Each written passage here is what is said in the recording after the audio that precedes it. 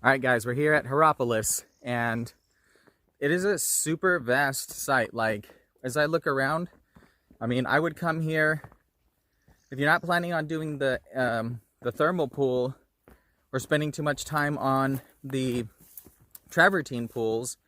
If you get here early, you should be able to see this whole site. We're a bit limited on time because we did do the travertine pools. We started from the bottom near our hotel, and then we soaked in the thermal pool for a while.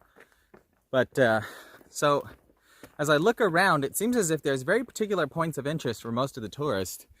These people are all heading over to the theater, and then just back here was the thermal pool, and this was like a fountain type area. Yeah, that was an nymphaeum is what they call it. And but if you look up here, there's all kinds of little houses and things, and there's just nobody up there. So Rachel and I are opting to hike up there and just get away from everybody and see all these littler sites that no one seems to care about. So we'll meet you up there. Well, we've gotten up away from a bit of the more touristy points of interest, and there's just nobody up here. This was St. Philip's Bridge. In order to reach St. Philip's Matrion, you would have to cross this ancient bridge here. In the winter, a river flowed here. Only the foundations are remaining. They built this modern bridge so you can get across. But check out this set of steps. It's awesome. And there's all kinds of sarcophagus here. So sarcophagi are just spread all throughout this hillside. Right, this must have been a necropolis with the way, as many as there are. Like, look at this one here, just toppled over. Yeah, and then there's one actually just here in the hillside, and it was kind of buried a little bit still. Let's go up here and get a better view of this whole valley here, or this whole hilltop.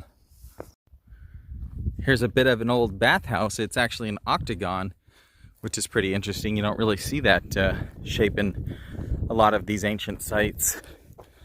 So this would have just been where people would have come and got their soak on. Let's see if we can get back in this little corner real quick.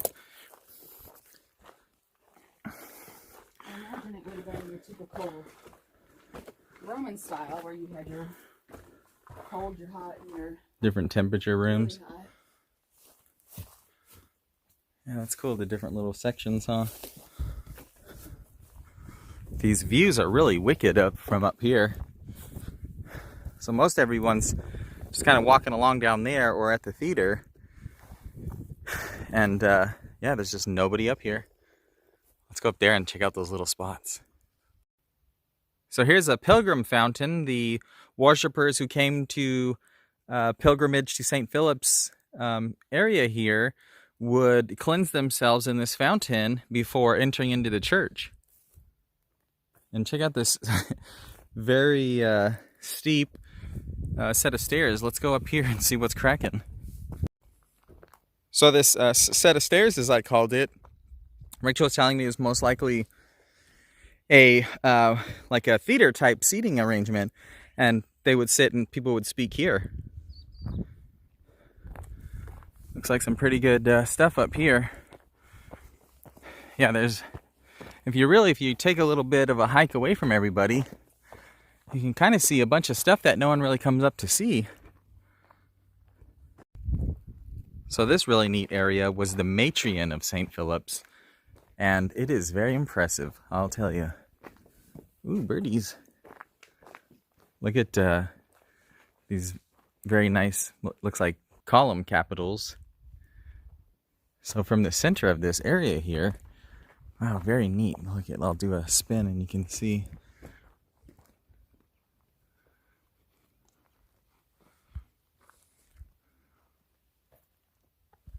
So this would have been, the Matrion was built here, and they build Matrions where someone was martyred.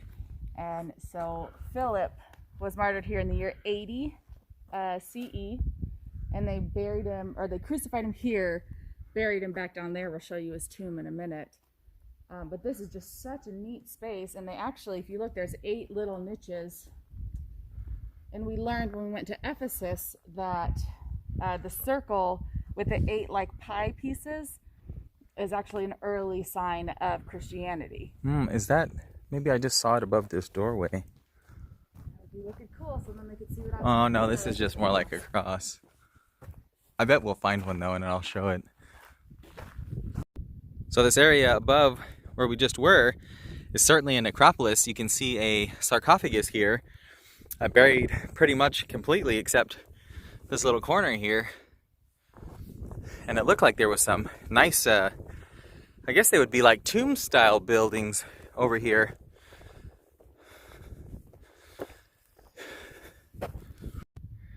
Yeah, these are definitely tombs, and some of these are pretty freaking ornate. Look at the writing on there. I wish I could read Greek. That's really cool. If you were a Greek tourist, you could read that. Look at over the valley here. You can see all of the substructures of all these buildings. Oh yeah, that's cool. You can also see the modern point at which they launched the paragliders. And this guy just came down from there. These sarcophagus are really neat. I wonder if they had to take the bones out or if they were already turned to dust by the time they got there. Right, I imagine the organic matter will break down. I think the sign was saying there was 3 bodies that would lay in here. Something to that effect. Maybe whomever passed and their family, or someone who was of an equal or something like that. These ones are going to be pretty cool here. This is what brought us up here. What you got? They're just so cute. Yeah, they are really cool. So here's these ones that brought us up here. I was seeing these from the bottom. They're still kind of submerged under this Looks like they're not quite earth a bit here. I was like, yeah, it looks like they're all that same style with like the 3 benches. Yeah. It's cool. Oh, no, these 2 have just 1 bench. Huh. 1 long bench in the back. Just imagine this ancient city with the travertine there. And I guess the spring was just in that area where Right. the thermal pool is. Right. People coming from all over the world to go to these thermal springs, and they would look up and they'd see these tombs here. Like, imagine how important these people were to whoever built them. Well, we better head down and see if we can catch some of these more important points of interest, I guess, like the theater and some of these areas along this road. So here's this church that is believed to have held the tomb of St. Phillips. I'll show you that here in a sec. These columns were ancient, but during Byzantine times, they actually fastened like steel crosses to them, and you can see where they put the, I'll call it the hardware holes here, onto these columns. So just over here is what is believed to be the tomb of St. Philip. It's a pretty neat tomb. About the same as the ones up there, but this one's in a bit better shape still. Right, and this one was supposed to be, or believed to be, for St. Philip himself. Of course, he was martyred up top where they built the Matrion, and I guess they buried him here. And that's why they built this whole church around it. This would have been part of this wall within the church. You can see these roads that lead up to the church and the necropolis up there pretty well from up here. Trying to take a shortcut across to get to the theater there. All right, guys, one thing we always make it to at an ancient site is the theater, and I am pretty impressed with this one. It is very intact still, and in fact, they are doing a restoration on the stage there, which is just impressive, this entire lower portion here. Look at how vast this was. Do we know how many people this theater sat? It was 15 to 20,000 spectators. That's pretty impressive. Yeah, it's a large theater. And this area down here, I forget the name. Would you help me out? The semicircle place? Yes. So it's called an exedra, and that I would imagine would have been for like the really elite people. It was probably reserved for, you know, people like Hadrian when he came to visit here. Oh, and it probably had the bomb sound too. I bet acoustically that's why these theaters are built like this, because the acoustics are amazing. It's a little theater inside a theater. Right. Here's another quick view of this theater from this far side. There's actually, looks like Greek writing here. I'm not sure if you can make that out, but it's kind of interesting. It probably says nosebleeds.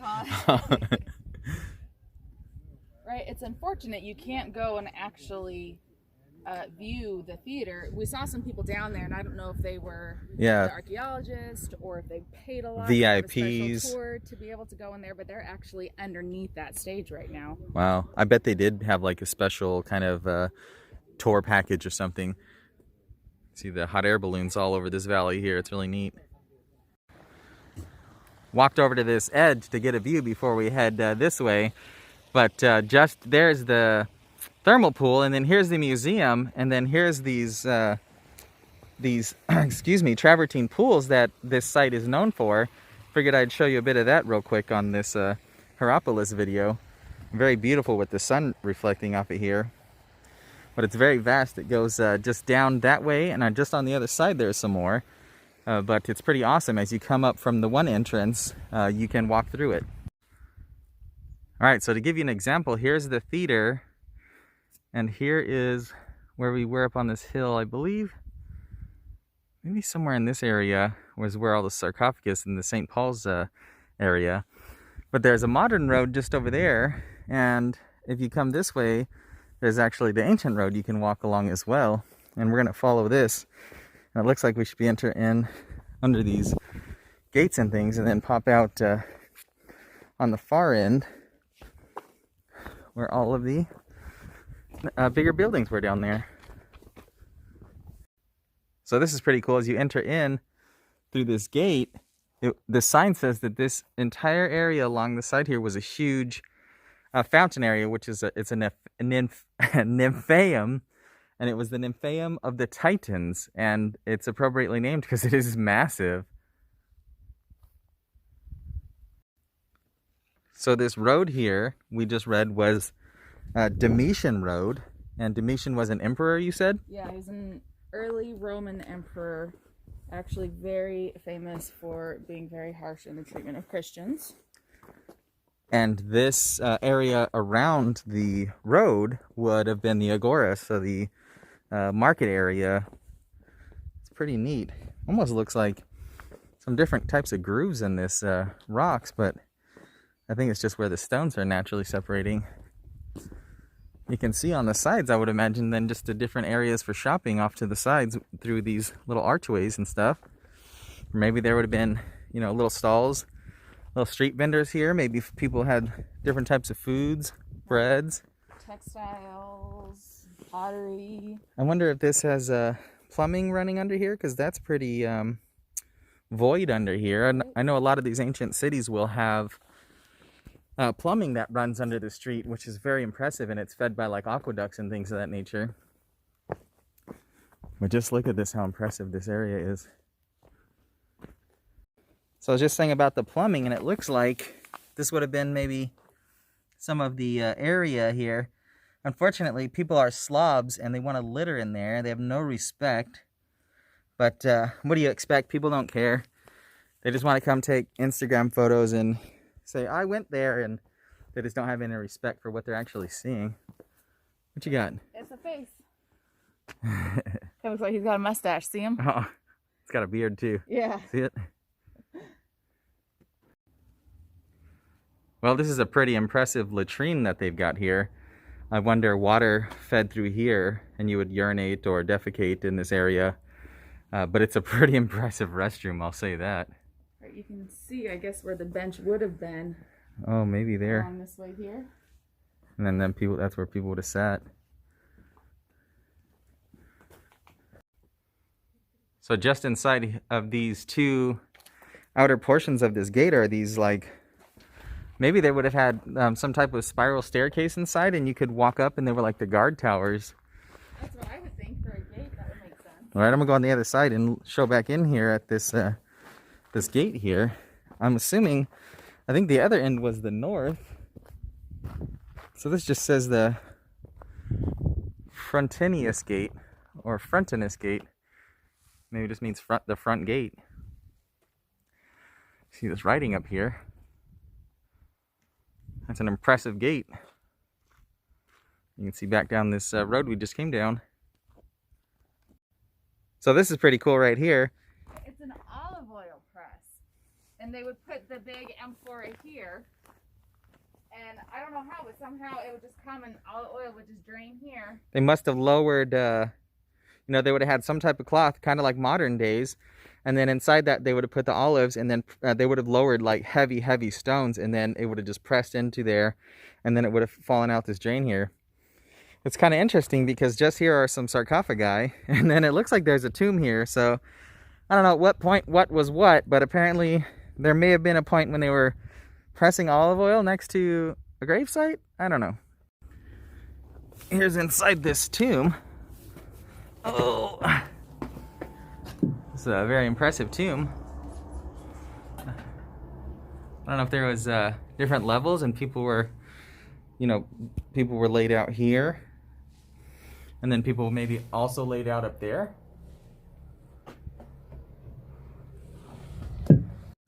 Just a massive tomb here. Pretty neat. I'm not sure if in here would have been the placement of the body or something, maybe.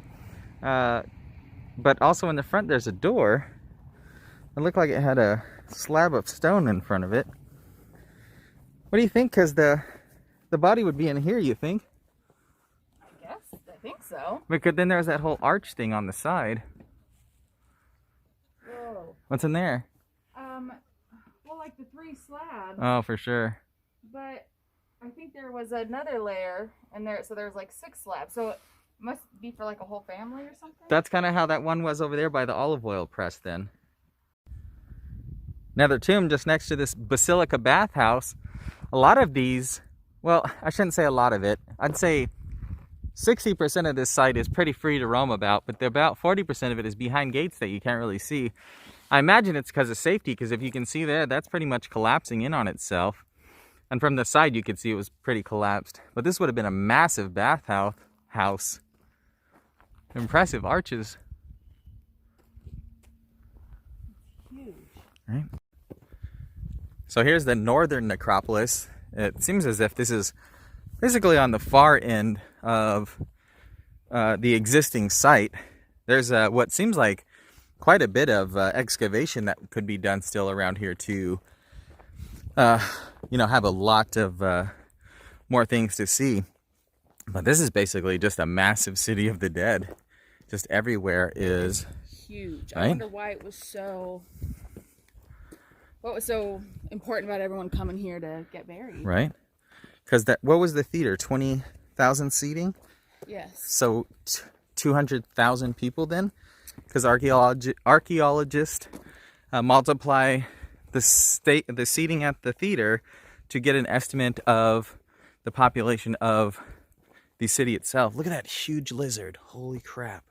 Wow, he's big. Let's see if I can get close before he freaking runs. It's okay, buddy. Oh, he gone. But yeah, this is just huge. Yeah, so they multiply it by 10. Is that what I said? Well, you left out. You said Oh, multiply sorry. it, but not by how much. So So they maybe- multiply the seating by 10 to get the population. So maybe there was roughly 200,000 people here. So this was a tomb for a man and his wife named Apollonius, I guess. And not only did it have their names on it, but it had writing of the punishments that you would face if you ever desecrated their tomb, which includes disease, misfortune. All kinds of bad All stuff. kinds of bad stuff that would happen to you in the next life. Spoiler alert. Somebody stole all their stuff. All right, guys, we are heading out of here. There's a few more things to see. We were a bit limited on time. I hope you enjoyed some of the things we were able to capture. Maybe if you are planning on doing the travertine pools and also the thermal pool, and you want to see the entirety of the site, give yourself a couple days here. You will have to buy a new ticket to re-enter if that's the case. If not, get up super early. It is open longer in the summer. You'll have more time to explore the entirety and see all the sites. We're pleased with what we saw, I think.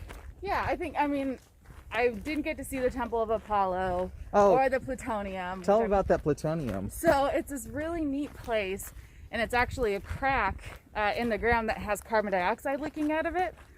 And so people would go there and they would sacrifice their animals. They actually made it a temple to Pluto or Hades, same guy. And so they'd sacrifice they'd put their animals in, and they'd drag them back out on a rope, and they'd be dead, of course. And so the priest would go Trade in. me sites. The priest would go in, and they'd be able to hold their breath for a long time. and they'd come back out still alive. So the people thought they had magical powers and were mystics and all that. But it still releases that gas. So birds will actually fall out of the sky from suffocating on the carbon dioxide. Yeah. And they call it the gate to hell. Yeah, so if you look that up, there will actually be images, and there will be birds dead down in there.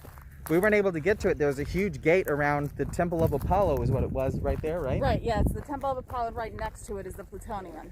There was a huge gate around it. I don't know if it was a safety concern or a reconstruction or something. Unfortunately, we did not get to see it. But maybe it'll be open when you're here. Check it out. Oh, look at the gas or steam or whatever coming out of the ground in the valley out there. So I don't know if you can see this little bit of plume of steam here, but as you come in, there's actually a bunch of thermal power plants, and you can see a bunch of steam coming off the plants and stuff, which makes sense because this is a geothermal area. Anyway, guys, thanks for coming along. We appreciate it. Stay safe and stay sane out there.